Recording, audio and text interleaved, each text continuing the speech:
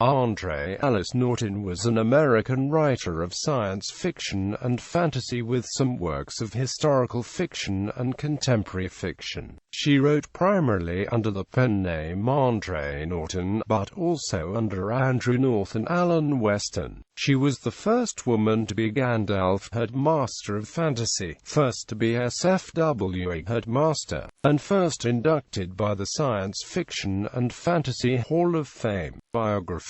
Alice Mary Norton was born in Cleveland, Ohio in 1912. Her parents were Albert Freely Norton, who owned a rug company, and Bertha Stem Norton. She began writing at Collinwood High School in Cleveland, under the tutelage of Miss Sylvia Cochran. She was the editor of a literary page in the school's paper called the Collinwood Spotlight, for which she wrote short stories. During this time, she wrote her first book, Railstone Luck, which was eventually published as her second novel in 1938. After graduating from high school in 1930, Norton planned to become a teacher and began studying at Flora Stone Mather College of Western Reserve University. However, in 1932 she had to leave because of the Depression and began working for the Cleveland Library System, where she remained for 18 years, latterly in the children's section of the Nottingham Branch Library in Cleveland. In 1934, she legally changed her name to Andre Alice Norton, a pen name she had adopted to increase her marketability since boys were the main audience for fantasy.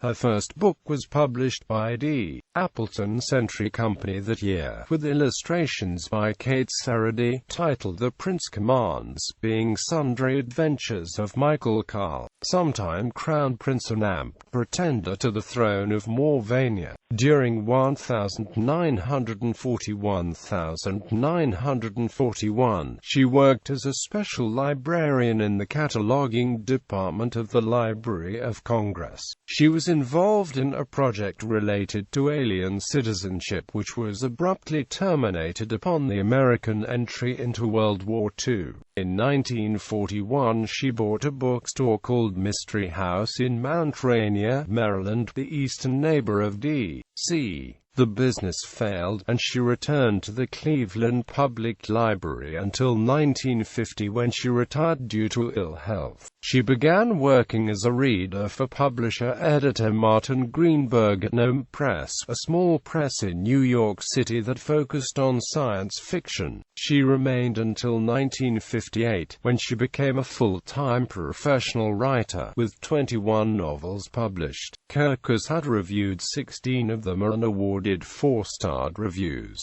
Norton's first published science fiction was a short novella, The People of the Crater, which appeared under the name Andre Norton as pages 4 to 18 of the inaugural 1947 number of Fantasy Book, a magazine from Fantasy Publishing Company, Inc. Her first fantasy novel, Huon of the Horn, published by Harcourt Brace under her own name in 1951, adapted a 13th-century story of Huon, Duke of Bordeaux. Her first science fiction novel, Starman's Son, 2250 AD, appeared from Harcourt in 1952.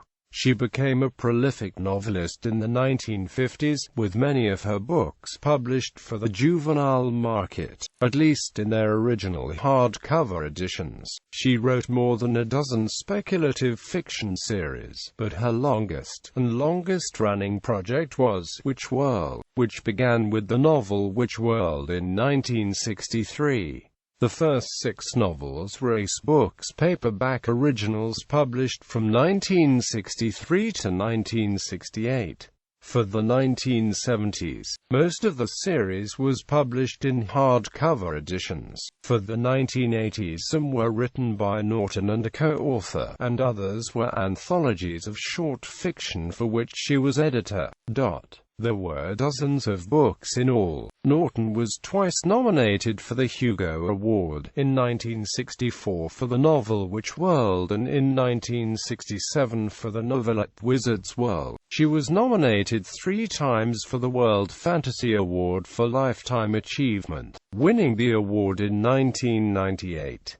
Norton won a number of other genre awards and regularly had works appear in the Locus annual Best of Year polls. She was a founding member of the Swordsman and Sorcerers Guild of America, a loose-knit group of heroic fantasy authors founded in the 1960s, led by Lynn Carter, with entry by fantasy credentials alone. Norton was the only woman among the original 8 members. Some works by Saga members were published in Lynn Carter's Flashing Swords anthologies. As Norton's health became uncertain, she moved to Winter Park, Florida in November 1966, where she remained until 1997. In 1976, Gary Gygax invited Norton to play Dungeons & Dragons in his Greyhawk world. Norton subsequently wrote Quag Keep, which involved a group of characters who travel from the real world to Greyhawk. It was the first novel to be set, at least partially, in the Greyhawk setting and, according to alternative worlds, the first to be based on D&D. Quag Keep was excerpted in issue 12 of The Dragon just prior to the book's release. She and Jean Ray were collaborating on the sequel to her 1979 Greyhawk novel Quag Keep when she died. Return to Quag Keep was completed by Rayburn, published by Tor Books in January 2006. She moved to Murfreesboro, Tennessee in 1997, and from February 21, 2005, she was under hospice care. She died at home on March 17, 2005, of congestive heart failure. Her final complete novel, Three Hands for Scorpio, was published on April 1, 2005. Besides Return to Quag Keep, Tor has published 2 more novels with Norton and Rabe credited as co-authors: Dragon Mage and Taste of Magic. The 5 novels of the cycle evoke You, Ash, and Rowan, To the King a Daughter, Knight and Knave, A Crown Ascend, Dragon Blade, and The Knight of the Red Beard were written with Sasha Miller. The 5th and last novel was dedicated to my late collaborator, Andre Norton, whose vision inspired the Nordornland cycle.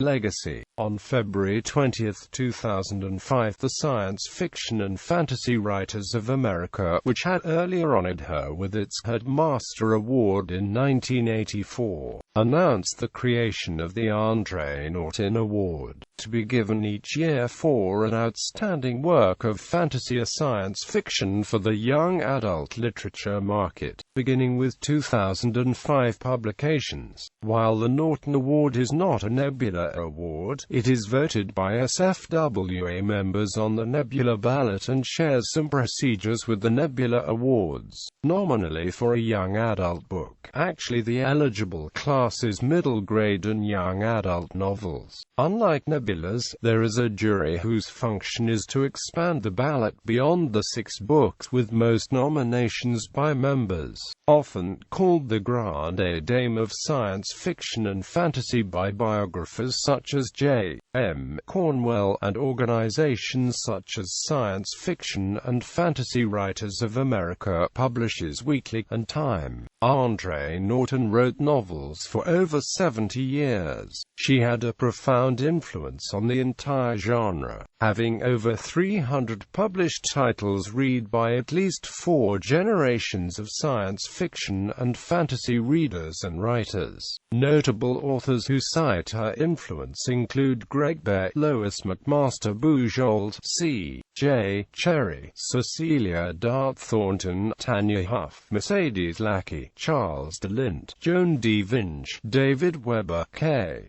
D. Wentworth, and Catherine Asaro. Recurring motifs. Norton started out writing juvenile historical fiction and adventure, and then moved into fantasy and finally science fiction. Again and again in her works, alienated outsiders undertake a journey through which they realize the full potential. This emphasis on the rite of passage continued her association in many readers' minds with young adult fiction, although she became a bestseller to adults. In most Norton books, whether science fiction or fantasy. The plot takes place in the open countryside, with only short episodes in a city environment. Protagonists usually move about singly or in small groups, and in conflict situations they are more often scouts, spies or guerrillas rather than regular soldiers in large military formations. As could be expected of such characters, they tend to be resourceful and capable of taking independent initiative. In some books,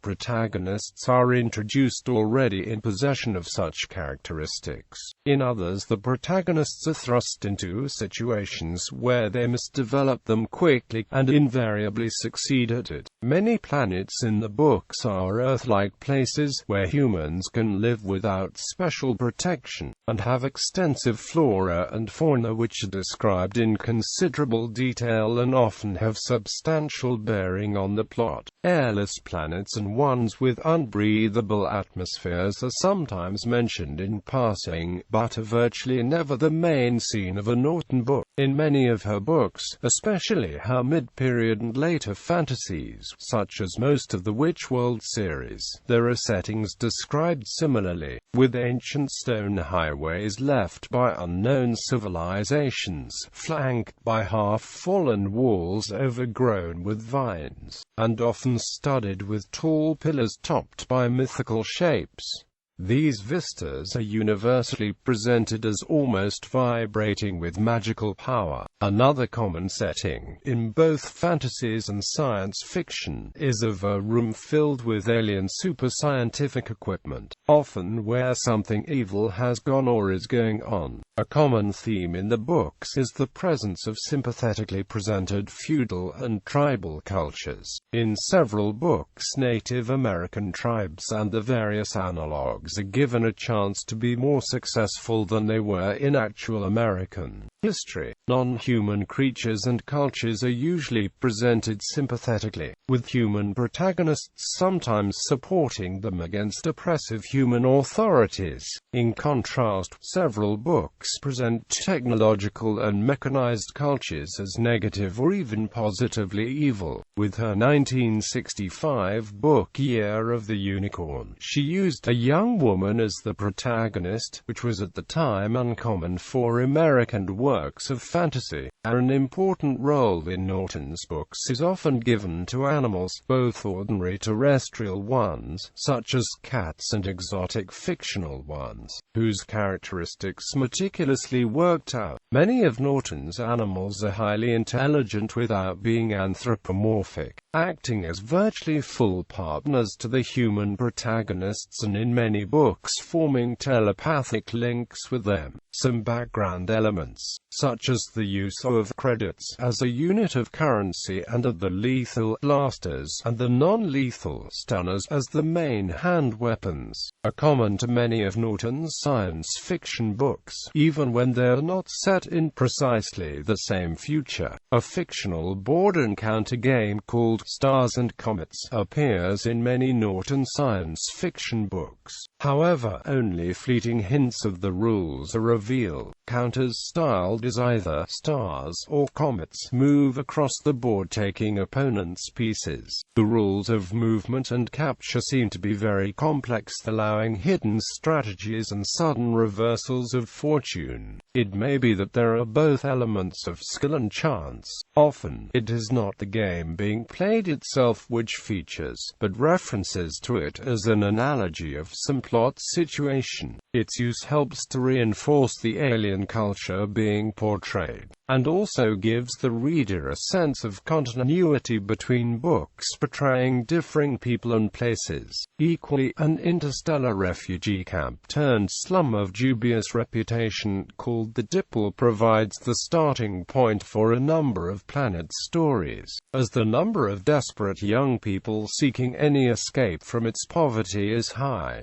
She also developed the concept of traveling through alternate worlds in the crossroads of time. In the Time Trade series, she explored Celtic Europe and Ice Age Baltic region, synthesizing anthropology, archaeology, and hard science fiction, and this series must also be seen as a pivotal exploration of time travel as a method of fictionally exploring lost cultures. The second book in the Time Trade series, Galactic Derelict, features the use of recovered alien technology to enable human travel to the stars, and this theme is also very recurrent, with definite features developed by Andre Norton.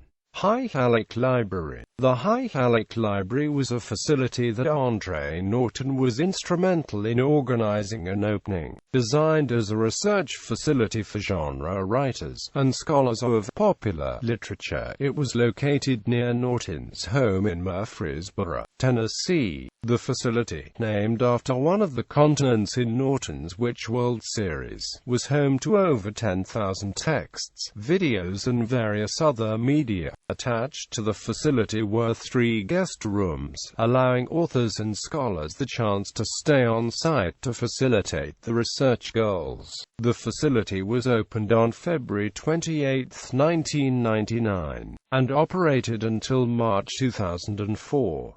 Most of the collection was sold during the closing days of the facility. The declining health of Andre Norton was one of the leading causes of its closing.